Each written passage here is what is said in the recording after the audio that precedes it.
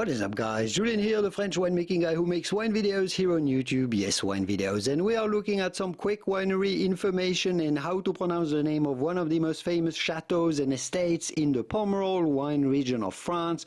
We are on the right bank of the Bordeaux wine region. This is a Merlot dominant wine, as are the wines from Pomerol. Château L'Évangile has been owned since 1990 by DOmaines Barons de Rothschild, also owner of Chateau Lafite Rothschild in Pauillac. L'Évangile is a relatively big vineyard from Pomerol, still pretty small, but with 22 hectares or around 55 acres. That's pretty big for the area. So how do you go about pronouncing this illustrious chateau name? Château L'Évangile.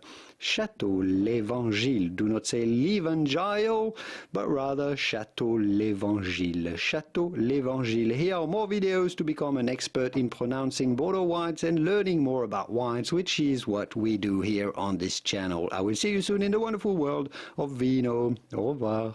Bye-bye.